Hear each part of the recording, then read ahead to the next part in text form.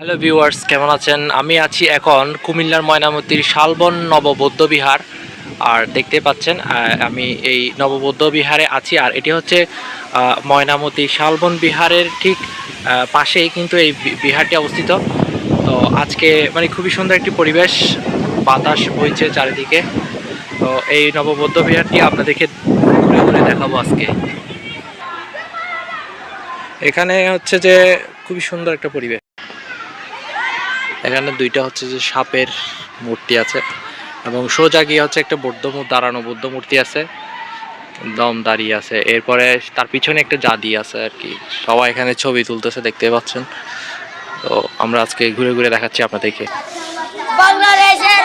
এখানে সবাই খেলতেছে, অনেক অনেক বাচ্চা কাচ্চা আছে। তো শালবন বিহার গেস্ট হাউসে চলে আসছি এখন।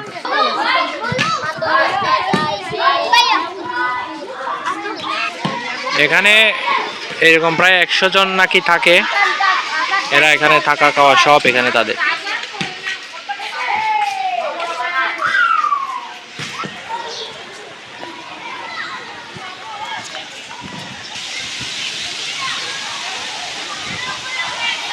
এখানে হচ্ছে যে বাতি দিছে। আজকে আরো বিশেষ দিন, আমাদের একটা বুদ্ধ পূর্ণিমা।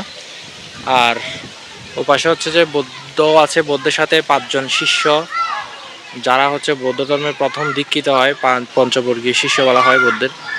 তারা ধ্যানমগ্ন আছে এই গাছটার নিচে। আর ওপাশে হচ্ছে শালবন বিহার, সেই শালবন বিহারেও যাব, দেখি। আমরা এখন বের হই। দুঃখ প্রকাশ করছি, দেখাতে পারি নাই এই কারণে। শালবন বিহারের ভিতরের চিত্রটা ঢুকে দেখাতে পারলে হয়তো ভালো হতো, কিন্তু 5টা পর্যন্ত এখানে অ্যালাউ করে, যার কারণে আমরা ভিতরে ঢুকতে পারছি না। এই হচ্ছে সেই কুমিল্লার ময়নামতি শালবন বিহার।